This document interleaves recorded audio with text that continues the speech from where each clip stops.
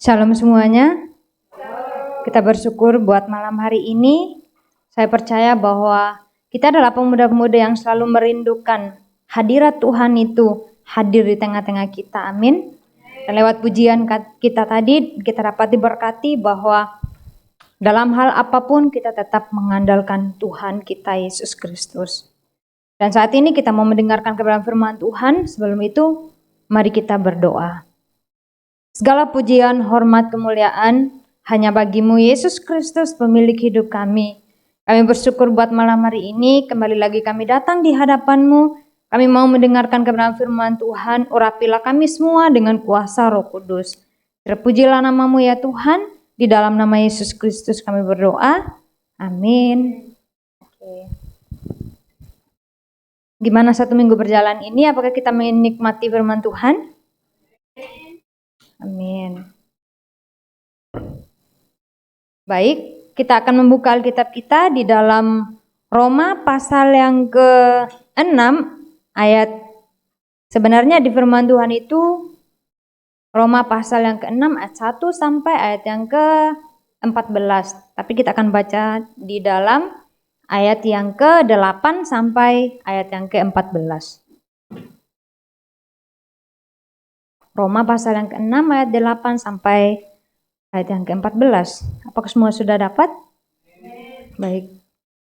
Kita akan baca secara berganti-gantian. Saya di ayat yang genap dan saudara-saudara sekalian di ayat yang ganjil. Demikian firman Tuhan. Jadi, jika kita telah mati dengan Kristus, kita percaya bahwa kita akan hidup juga dengan Dia.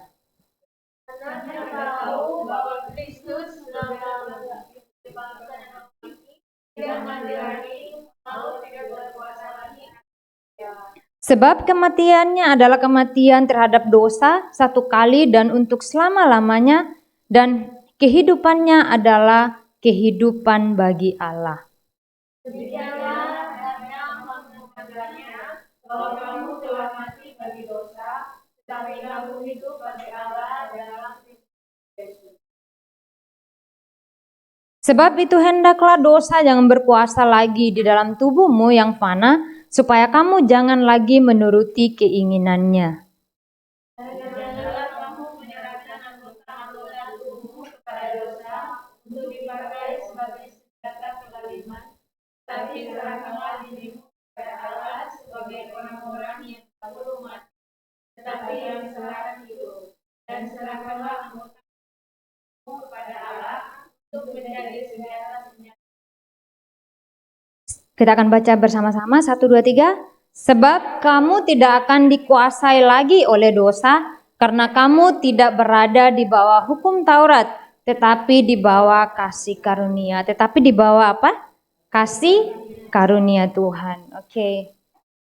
Baik, sebelum itu sudah hari ini minggu yang ke-3, kita membahas tema kita mengenai hidup di dalam Kristus. Dan hari ini kita akan membahas tema kita yang berikutnya, yang ketiga, tentang pertarungan melawan dosa dan rasa bersalah. Sebelum itu saya mau tanya kepada saudara-saudara, pernah nggak merasa bersalah? Pernah nggak merasa berdosa? Pasti ya. Ya. Dari pertanyaan hari ini, pernahkah kamu merasa bahwa aku ingin hidup kudus tetapi selalu mengulang dosa yang sama? Pernah nggak dalam hidup saudara-saudara?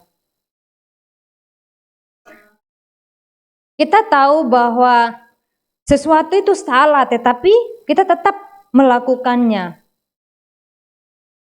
Kita tahu bahwa kita berusaha untuk berubah tetapi kita tidak benar-benar berubah.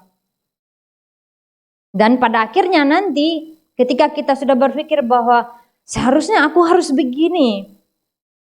Aku ingin sekali ya Tuhan untuk hidup kudus. Aku ingin sekali ya Tuhan untuk tidak melakukan dosa. Aku ingin sekali ya Tuhan untuk tidak melakukan ini itu yang di luar kehendak Tuhan.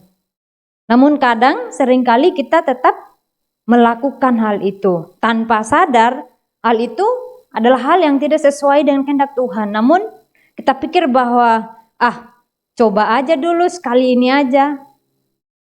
Dan kadang kita merasa bahwa terutama di zaman sekarang banyak sekali anak-anak muda yang hidup mengikuti keinginannya sendiri. Terutama pemuda-pemuda saat ini. Mereka sering bertarung, sering berperang dengan diri sendiri. Bahkan yang berbicara di depan juga seperti itu. Sering sekali kita berperang dengan diri kita sendiri. Baik itu dalam kita berbohong dalam hal kecil, menonton hal-hal yang tidak sesuai dengan kehendak Tuhan, seperti pornografi, atau kita iri hati dengan orang lain, kita memiliki amarah di dalam hati kita, kita benci kepada orang lain, kita tidak suka dengan orang lain, entah apa yang dibuat orang lain kepada kita.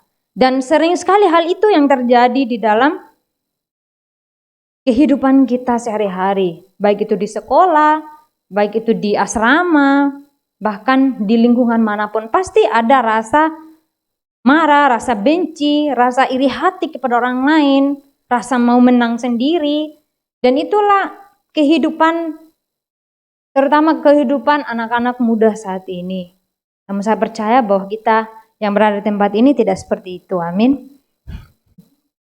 Dan setelah kita melakukan setelah kita mengalami semua hal itu, membuat kita merasa bahwa aku sudah berdosa. Membuat kita merasa bersalah untuk melakukan hal itu. Ternyata ini salah ya, kok aku lakukan?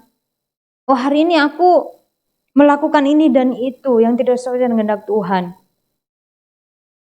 Tentunya kita bergumul dengan diri kita sendiri. Kita merasa bahwa saya sudah dosa besar di hadapan Tuhan.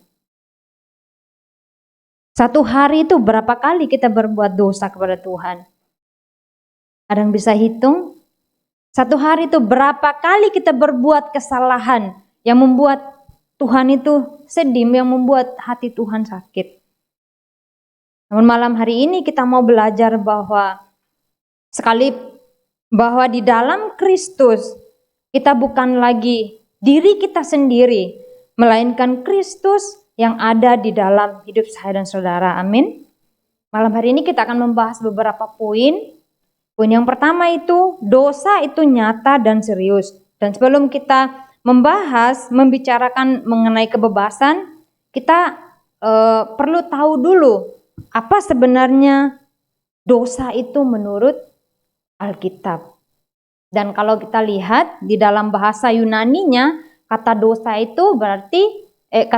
itu adalah hamartia. Ini sering Muksanim sampaikan ketika kuliah. Melki dan Iska pasti ingat. Jadi hamartia itu artinya meleset dari sasaran atau tidak mencapai tujuan yang tepat. Meleset dari sasaran. Dan kadang kita juga berada di luar kehendak Tuhan. Diri aku adalah diri aku. Apa yang aku lakukan ya sesuai keinginan aku sendiri. Dan kadang-kala kita selalu mengikuti apa kata hati kita. Kita selalu mengikuti apa kata pikiran kita. Dan itu kita lakukan lewat tindakan kita. Bahkan kita menjadikan diri kita sebagai Tuhan kita sendiri. Aku punya caraku sendiri, ya udah aku lakukan ini dengan caraku sendiri. Namun kita tidak memikirkan bahwa benar nggak sih ini sesuai dengan kehendak Tuhan atau tidak. Dosa itu juga pemberontakan hati terhadap Allah. Di mana kita menjadikan diri kita sebagai Tuhan dan bukan Tuhan yang menjadi Tuhan atas hidup kita. Dan kita mengikuti kehendak kita sendiri. Di dalam Roma pasal 3:23 juga mengatakan bahwa karena semua orang telah berbuat dosa dan telah kehilangan kemuliaan Allah. Banyak orang yang mengatakan bahwa karena semua orang telah berbuat dosa. Kenapa semua orang berbuat dosa? Kok juga saya sejak lahir pun saya tidak berdosa. Bahkan banyak yang mengatakan bahwa orang-orang yang bayi yang baru lahir itu tidak berdosa. Saya baru lahir, bayi yang baru lahir saja tidak berdosa. Emang dosa apa yang dibuat oleh bayi yang baru lahir? Dan kita akan lihat bersama-sama kenapa kita semua berdosa. Kenapa semua orang berbuat dosa? Kenapa semua orang berdosa? Dan kalau kita lihat di sini kita akan membahas dua jenis dosa. Yang pertama itu ada dosa asal. Apa itu dosa asal? Di dalam Kejadian pasal 3, sejak kejatuhan Adam dan Hawa itu ke dalam dosa, membuat pemberontakan mereka itulah ketika mereka melanggar perintah Tuhan, membuat mereka jatuh ke dalam dosa. Dan manusia mewarisi natur dosa itu dari generasi sampai ke generasi berikutnya. Sehingga kalau orang-orang bertanya, kenapa kita semua berdosa? Saya sejak lahir tidak berbuat dosa apa-apa. Tapi kenapa saya disebut sebagai orang yang berdosa? Kita harus mengetahui dulu akar daripada dosa itu sendiri. Sejak kejatuhan Adam dan Hawa ke dalam dosa, membuat semua orang juga ikut berdosa, mempengaruhi semua orang. Kalau kita lihat di dalam Roma pasal yang kelima ayat yang ke-12, kita akan baca bersama-sama. Roma pasal yang kelima ayat yang ke-12, 1, 2, 3. Sebab itu sama seperti dosa telah masuk ke dalam dunia oleh satu orang, dan oleh dosa itu juga maut. Demikianlah maut itu telah menjalar kepada semua orang karena semua orang telah berbuat dosa. Sebab sama seperti dosa telah masuk ke dalam dunia oleh satu orang. Satu orang itu oleh karena siapa? Siapa satu orang itu? Adam. Dan oleh karena karena oleh satu orang itulah yang membuat semua manusia jadi berbuat dosa. Jadi oleh akar daripada dosa di dalam Kejadian pasal 3 itulah yang menjadi akar semua manusia itu juga ikut berbuat dosa, mempengaruhi semua orang, semua manusia. Di dalam Mazmur pasal 51 ayat 5 juga mengatakan, dalam dosa aku dikandung ibuku. Jika ada yang mengatakan bahwa bayi yang baru lahir tidak berdosa, kita bisa tunjukkan ayat ini. Dalam dosa aku dikandung ibuku. Jadi dosa Adam dan Hawa itu di dalam Kejadian 3 itu mewarisi, itu yang menjadi natur semua manusia dari generasi ke generasi. Jadi tidak ada batas membatas di situ. Dan kalau kita lihat juga bahwa di dalam Roma pasal 5 ayat 12 tadi bahwa kita lahir dengan hati yang memberontak kepada Tuhan. Kita lahir sudah dari sananya kita menjauh daripada Tuhan. Dan kita tidak bisa menyelamatkan diri kita sendiri. Kita tidak bisa menyelamatkan diri kita, orang yang berdosa. Selain satu pribadi yang datang untuk saya dan saudara menyelamatkan kita, yaitu Yesus Kristus. Itulah akar daripada dosa di dalam Kejadian pasal 3 itu. Dan yang kedua ada dosa perbuatan atau pilihan yang kita buat. Baik itu dalam bentuk pikiran dan perkataan kita, kelalaian kita, bahkan hal-hal yang kita pikirkan, yang muncul dalam hati kita, dalam pikiran kita, lewat tindakan kita, lewat kelalaian kita, tanpa sadar semua itu kita melakukan dosa di hadapan Tuhan. Jika kita berpikir, contoh hal kecil saja. Teman-teman itu kayaknya punya sesuatu yang saya tidak punya, dan kita mulai gosipin atau mulai ingin mau mencuri barangnya atau hal apa saja itu yang muncul di dalam pikiran kita yang tidak sesuai kehendak Tuhan. Hal-hal yang negatif, sebenarnya itu merupakan dosa juga. Lewat tindakan kita, lewat perkataan kita. Dan dosa bukan hanya melakukan hal yang salah, tetapi kita gagal melakukan yang benar. Jadi dosa itu bukan hanya melanggar perintah Tuhan, atau dosa itu kita memberontak kepada Tuhan, tetapi lewat setiap perkataan kita, lewat setiap tindakan kita juga itu mencerminkan dosa juga. Dan tanpa sadar kita juga kadang berpikir bahwa ini bukan, kayaknya ini dosa kecil saja yang perbuat. Tidak ada dosa besar dan dosa kecil. Yang namanya dosa ya tetap dosa. Dan kita bisa merenungkan di dalam kehidupan kita bahwa bagaimana kehidupan saya sehari-hari. Apakah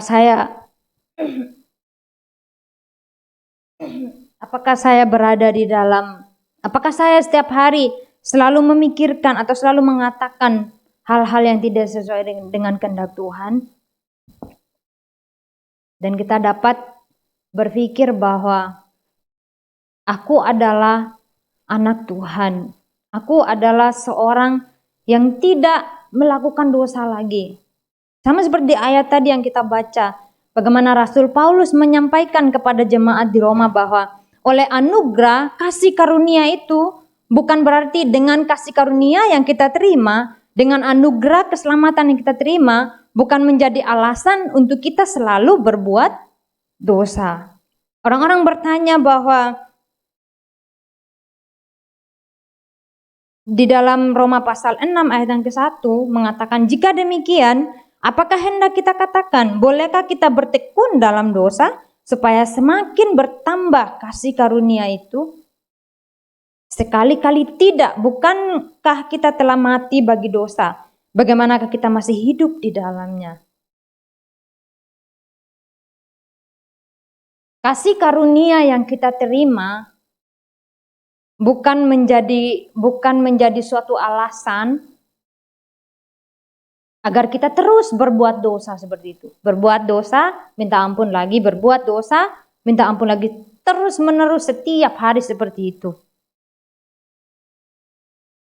Namun Rasul Paulus menyampaikan di sini bahwa kasih karunia yang kita terima itu, kita adalah orang-orang yang telah diselamatkan oleh karena anugerah yang daripada Tuhan, oleh karena kasih karunia yang daripada Tuhan itu sendiri. Jadi kalau kita tetap terikat di dalam dosa, tetap berada di dalam dosa, dosa itu akan menghancurkan kita sendiri tanpa sadar, akan menghancurkan kita secara perlahan-lahan. Walaupun kita tidak melihat dengan nyata hal itu terjadi dalam kehidupan kita, namun secara perlahan-lahan membuat kita semakin terbelenggu, membuat kita semakin diikat oleh dosa. Dan di dalam Yohanes pasal yang ke-8 ayat 34 mengatakan bahwa setiap orang yang berbuat dosa adalah hamba dosa. Di sini dosa menjanjikan kenikmatan, penerimaan, bahkan hal lainnya. Tetapi di akhir semua itu ada dampaknya bagi kita. Kadang kita merasa hidup kita ini tidak ada artinya. Kadang kita merasa bahwa apalah gunanya aku hidup, mending mati saja. Kadang kita merasa kekosongan merasa kosong di dalam hidup kita, tidak merasa kosong di dalam hati kita. Kadang juga kita merasa bersalah ketika kita berbuat dosa, kita berbuat kesalahan. Contoh kecil aja ketika kita berbuat satu kesalahan kecil dan kita dimarahin. Pasti kita berpikirnya, oh iya ya, aku yang salah ya. Tadi apa yang aku perbuat ya? Oh bagaimana ya harus kita cari solusi sendiri. Kita pusing sendiri cari jawabannya. Oh aku berbuat kesalahan tadi, oh aku berbuat dosa tadi. Dan membuat kita semakin berpikir, semakin membuat kita akhirnya semakin down, semakin merasa bahwa diri kita selalu salah. Dan dosa itu juga di dalam Yesaya pasal 59 ayat yang kedua mengatakan bahwa kejahatan menjadi pemisah antara kamu dan Allahmu. Ketika Adam dan Hawa jatuh ke dalam dosa, apakah mereka bisa bersama dengan Allah lagi? Justru ketika Tuhan datang mencari mereka, apa yang mereka lakukan?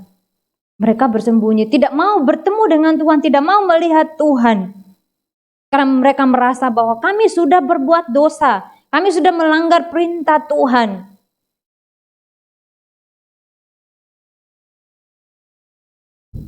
Dan dosa itu membuat kita bahwa kita tahu bahwa Tuhan mengasihi kita. Namun yang menjauh adalah kita juga. Kita tahu bahwa Tuhan sudah menebus kita di atas kayu salib melalui dirinya. Namun kadang kita merasa bahwa aku berdosa lagi. Kayaknya aku tidak layak datang di hadapan Tuhan. Aku berbuat dosa lagi, kayaknya aku tidak bisa pergi ke gereja dulu. Aku berbuat dosa lagi, kayaknya aku tidak bisa berdoa dulu.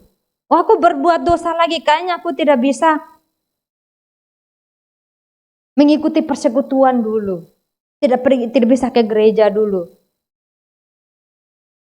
Namun kita lihat bahwa Yesus Kristus telah menyelesaikan semuanya di atas kayu salib. Amin.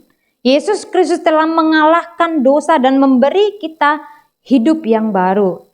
Di dalam Roma pasal 6 ayat yang ke-6 sampai 7 juga mengatakan bahwa karena kita tahu bahwa manusia lama kita telah turut disalibkan supaya tubuh dosa kita hilang kuasanya, agar jangan kita menghambakan diri lagi kepada dosa, sebab siapa yang telah mati, ia telah bebas dari dosa. Manusia lama kita telah turut disalibkan oleh siapa? Yesus Kristus. Lewat pengorbanannya di atas kayu salib. Yesus Kristus yang telah datang ke dalam dunia, yang menghancurkan kuasa dosa atas hidup kita. Yesus Kristus yang telah disalibkan, yang berkorban untuk saya dan saudara, yang membuat kita menjadi orang-orang yang diselamatkan, membuat kita menjadi orang yang telah dibebaskan. Oleh kematian Yesus Kristus di atas kayu salib, membuat kita menjadi orang yang lebih daripada pemenang. Amin. Oleh kematian Yesus Kristus di atas kayu salib telah membuat saya dan saudara bisa ada sampai saat hari ini. Semua karena kasih karunia yang Tuhan berikan. Semua karena Tuhan mengasihi saya dan saudara. Amin. Setiap hari kita selalu berdoa, setiap hari kita selalu membaca firman, setiap hari kita selalu bersyukur atas keselamatan yang kita terima. Karena kita adalah orang yang sadar, tahu benar bahwa aku telah menerima kasih Tuhan itu. Aku telah menerima pengampunan di dalam Yesus Kristus. Tuhan sendiri telah datang ke dalam dunia untuk aku dibebaskan, untuk aku dimerdekakan. Sehingga aku tidak menjadi orang yang hidup di dalam dosa lagi, melainkan di dalam siapa? Yesus Kristus. Di ayat yang ke-14, sebab kamu tidak akan dikuasai lagi oleh dosa, karena kamu tidak berada di bawah hukum Taurat, tetapi di bawah kasih karunia Allah. Rasul Paulus juga menekankan bahwa kita telah dibenarkan oleh kasih karunia di dalam Yesus Kristus melalui dirinya sendiri, melalui darahnya sendiri. Bahkan kita telah dibayar lunas oleh Kristus itu sendiri. Mungkin banyak orang ya setiap hari juga kita tidak luput dari yang namanya dosa. Namun yang perlu kita ingat, yang perlu kita sadari bahwa di dalam 1 Yohanes 1 ayat 9, jika kita mengaku dosa kita, Ia setia dan adil untuk mengampuni kamu. Ketika kita mengakui dosa kita di hadapan Tuhan dengan sungguh-sungguh bahwa kita butuh Tuhan, kita percaya bahwa Tuhan akan selalu membuka tangannya dan menerima saya dan saudara. Yesus Kristus telah mengalahkan dosa dan menyelesaikan semuanya di atas kayu salib. Sebelum Ia menyerahkan nyawanya, Dia mengatakan apa? Teman-teman ingat? Sudah selesai. Apa yang selesai? Dosa saya dan saudara. Dia telah menyelesaikan semuanya di atas kayu salib. Dan itu merupakan bukti kasih-Nya yang besar bagi saya dan saudara. Amin. Itu merupakan bukti bahwa Ia benar-benar mengasihi saya dan saudara lebih dari apapun. Mungkin kita menerima kasih di dalam dunia. Orang tua sayang kepada kita, teman-teman sayang kepada kita, saudara-saudara kita sayang kepada kita. Namun yang lebih besar lagi adalah kita telah menerima kasih yang sempurna, yaitu di dalam Yesus Kristus itu sendiri. Melalui Yesus Kristus kita memperoleh pengampunan. Injil membawa pengampunan dari semua dosa yang kita buat dan kesalahan yang kita alami. Melalui pengorbanan Yesus Kristus kita memperoleh pengampunan. Amin. Dan melalui Yesus Kristus kita memperoleh pembebasan. Kebangkitan Kristus membebaskan kita dari kuasa dosa yang mengikat dan menjadikan kita sebagai ciptaan yang baru di dalam Yesus Kristus. Juga melalui Yesus Kristus, kematian dan kebangkitannya, kita memperoleh hidup yang baru. Dan dengan iman setiap hari kita menerima hidup yang baru dan menikmati identitas sebagai anak Allah yang sangat mulia, yang sangat berharga. Dan identitas yang berharga itu kita hanya dapatkan di dalam siapa? Yesus Kristus itu sendiri. Dan kita melalui pengorbanan, melalui kematian Yesus Kristus, kita menyadari bahwa kita telah bebas dan memiliki hidup yang baru hanya di dalam Kristus. Dan untuk itu kematian dan kebangkitan Kristus menjadikan kita orang yang bebas dan memiliki hidup baru, memiliki pengharapan di dalam Kristus. Untuk itu kamu bukan lagi budak, melainkan siapa? Orang yang merdeka. Kamu memiliki identitas yang baru sebagai anak siapa? Tuhan. Anak Tuhan. Dan kamu tidak hidup dalam kegagalan, melainkan dalam pengharapan. Semua itu di dalam siapa? Tuhan Yesus. Kita memperoleh, kita dapatkan semua di dalam Yesus Kristus itu sendiri. Firman Tuhan juga katakan bahwa di dalam 2 Korintus 5 ayat 17, yang lama sudah berlalu, sesungguhnya yang baru telah datang. Kita melupakan apa yang sudah berlalu. Apa itu? Dosa kita, kesalahan kita lupakan semuanya itu. Dan kita mengarahkan hidup kita, diri kita di hadapan Tuhan.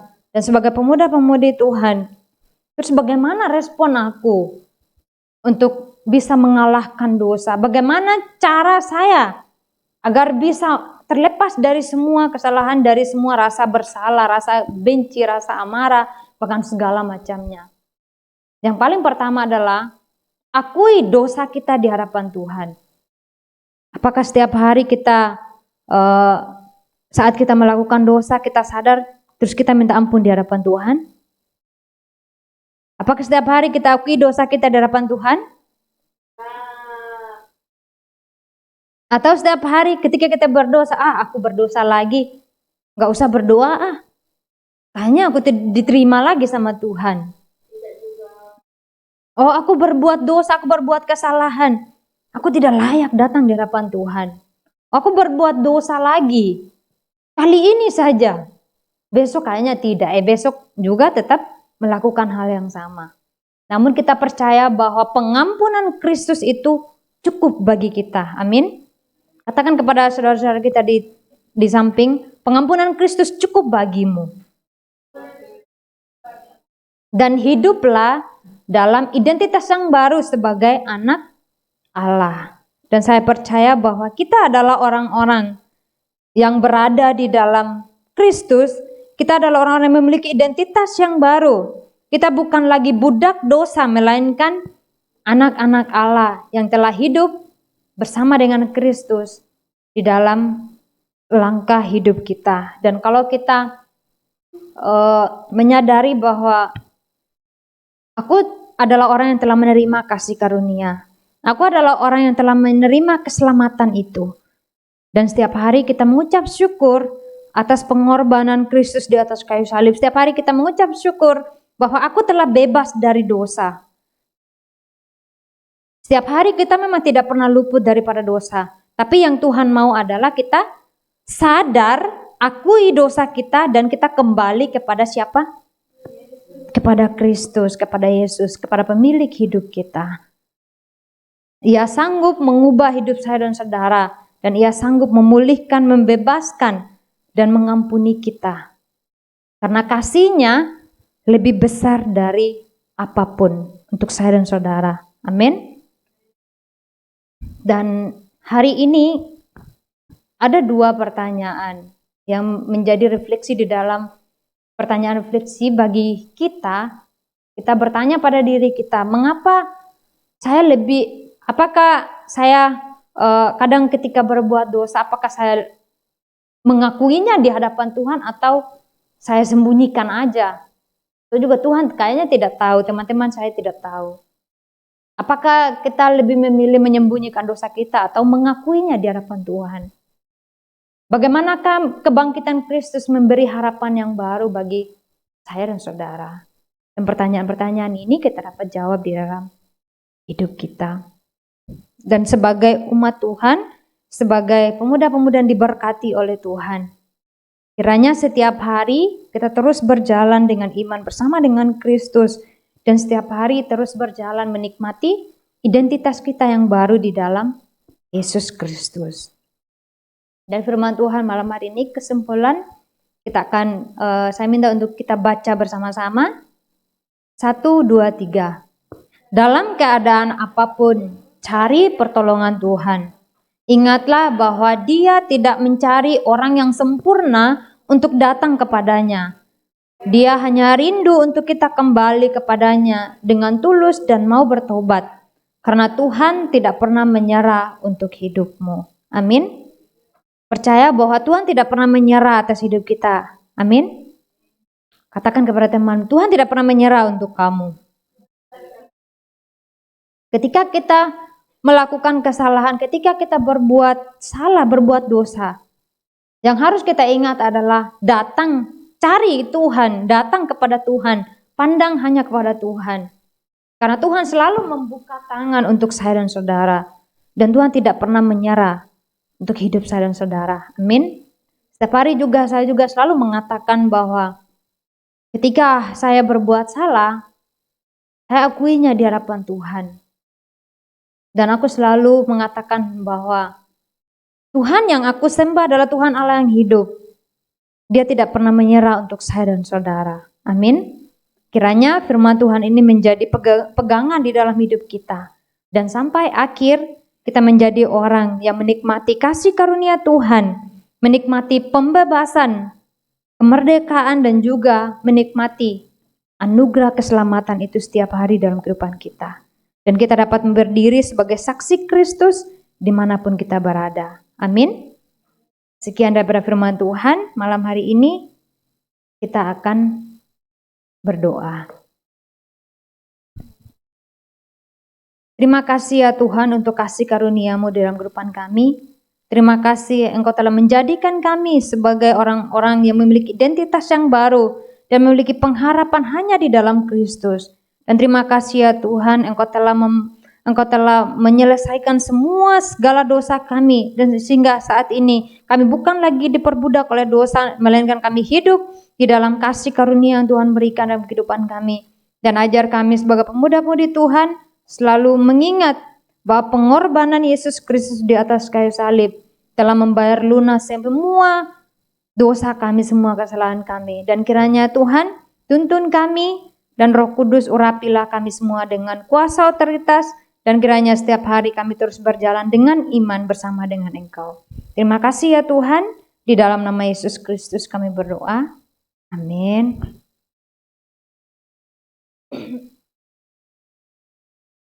Baik, kita akan berdoa secara bersama-sama. Kita menaikkan setiap pokok doa kita di hadapan Tuhan. Yang pertama, kita tidak henti-hentinya untuk berdoa untuk ibadah pemuda kita, kiranya menjadi ibadah yang Tuhan bangkitkan menjadi pintu penginjilan agar banyak jiwa-jiwa muda juga dapat diselamatkan. Kita sama-sama berdoa, kita satu suara di hadapan Tuhan. Segala pujian, hormat, kemuliaan hanya bagimu Yesus Kristus, Tuhan dan Juru Selamat dalam kehidupan kami. Kami menyadari ya Tuhan bahwa tanpa Engkau kami tidak ada apa-apanya. Kami menyadari bahwa tanpa Tuhan kami tidak berarti apa-apa. Namun kami percaya Tuhan bahwa Engkau hadir di tengah-tengah kami. Kami percaya Tuhan kasih-Mu lebih besar dari segalanya. kasih-Mu ya Tuhan yang sempurna menyertai seluruh kehidupan kami. Dan saat ini ya Tuhan secara khusus kami berdoa untuk ibadah pemuda ini ya Tuhan. Berkatilah setiap anak-anak muda yang berada di tempat ini. Pakailah kami ya Tuhan, perlengkapilah kami dengan kuasa otoritas daripada Tuhan. Dan urapilah kami semua dengan kuasa Roh Kudus, agar kami mampu berdiri di hadapan-Mu, memegang janji Tuhan, visi misi Tuhan, melangkah dengan iman bersama dengan Engkau, untuk memberitakan Injil Kerajaan Allah dimanapun kami berada. Urapilah kami semua yang hadir di tempat ini ya Tuhan, dan kiranya pengurapan Allah terus mengurapi seluruh kehidupan kami. Urapilah kami ya Tuhan sebagai pemuda-pemuda berada di tempat ini. Kiranya kami mampu berdiri di hadapan Tuhan untuk menyaksikan Yesus yang adalah Kristus dimanapun kami berada. Dan berkatilah ibadah ini ya Tuhan. Kiranya Tuhan hidupkan dan Tuhan bangkitkan. Perlengkapilah kami semua ya Tuhan. Dan kiranya jadikan kami sebagai bejana yang Tuhan persiapkan untuk menjadi saksi Kristus dimanapun kami berada. Dan kiranya Tuhan melalui ibadah ini banyak pemuda-pemudi di luar sana diselamatkan, dimenangkan bagi kemuliaan nama Tuhan. Dan kiranya banyak pemuda-pemuda di seluruh Indonesia dapat mendengarkan Injil kasih karunia Allah Yesus Kristus itu. Dan kiranya mereka dapat dimenangkan bagi kemuliaan nama-Mu ya Tuhan. Terima kasih ya Bapa, pakailah kami, persiapkan kami ya Tuhan. Dan urapilah kami semua dengan kuasa Roh Kudus, agar kami mampu berjalan hari lepas hari dimanapun kami berada. Kami terus berdiri sebagai saksi Kristus. Terima kasih ya Bapa, urapilah kami dengan kuasa otoritas daripada Tuhan. Dan perlengkapilah kami ya Tuhan dengan kuasa otoritas-Mu ya Bapa. Terpujilah nama-Mu ya Tuhan. Jadikan kami saksi dimanapun kami berada Tuhan, untuk memberitakan Injil Kerajaan Allah dimanapun kami berada. Terima kasih ya Tuhan, terpujilah nama-Mu.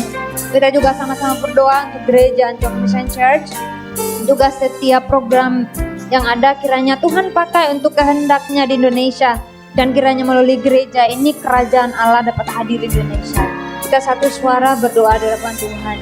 Terima kasih ya Tuhan. Kami juga berdoa untuk gereja Antioch Mission Church.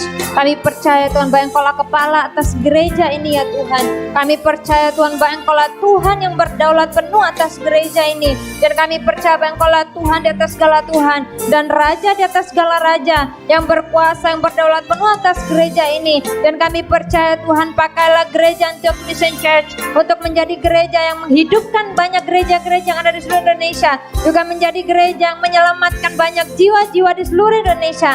Dan kiranya Tuhan melalui gereja Antioch Mission Church, nama Tuhan dimuliakan. Melalui gereja ini kerajaan Allah hadir atas bangsa kami Indonesia. Dan kiranya melalui gereja ini visi misi Tuhan dapat dijalankan. Dan kiranya Injil Kerajaan Allah dapat diberitakan melalui gereja ini ya Tuhan. Terpujilah nama-Mu ya Tuhan. Semua jemaat Tuhan, Tuhan memberkati mereka. Urapi setiap kami ya Tuhan dengan kuasa otoritas Tuhan. Dan jadikan kami sebagai murid Kristus, sebagai pemberita Injil di setiap ladang yang Tuhan percayakan dalam kehidupan kami. Juga setiap program Saturday sekarang ada, juga program lainnya. Kiranya Tuhan memberkati, Tuhan pakai sesuai dengan kehendak-Mu. Dan kiranya melalui program yang ada, banyak jiwa dapat dimenangkan bagi kemuliaan nama Tuhan. Melalui program yang ada, nama Tuhan saja yang dimuliakan. Terima kasih ya Bapa. Urapilah kami semua dengan kuasa Roh Kudus. Dan kiranya Tuhan kerajaan Allah hadir atas bangsa kami. Dan kiranya kiranya kemuliaan, kemenangan yang daripada Tuhan, keselamatan yang daripada Tuhan turun atas bangsa kami, dan kiranya bangsa kami Indonesia dapat dimenangkan bagi kemuliaan nama Tuhan. Terpujilah namamu ya Tuhan. Urapilah kami semua dengan kuasa Roh Kudus, dan tuntun sertailah kami ya Tuhan, dan kiranya apapun yang kami lakukan, kami dapat melakukannya untuk Engkau, dan apapun yang kami lakukan semuanya untuk kemuliaan nama Tuhan. Terpujilah namamu ya Tuhan. Urapi kami dengan kuasa otoritas yang daripada Tuhan. Ampuni kami ya Tuhan, karena Engkau yang layak disembah dan ditinggikan dari setiap kehidupan kami. Terpujilah namamu. Kami menyerahkan waktu kami selanjutnya hanya ke dalam tangan kasih-Mu. Bahkan ibadah pemuda ini, semua pemuda-pemudi Tuhan yang hadir, urapilah dengan kuasa ya Tuhan. Terima kasih ya Bapa, terpujilah namamu. Di dalam nama Yesus Kristus kami berdoa mengucap syukur. Haleluya. Amin. Kepada tim pujian, persilakan.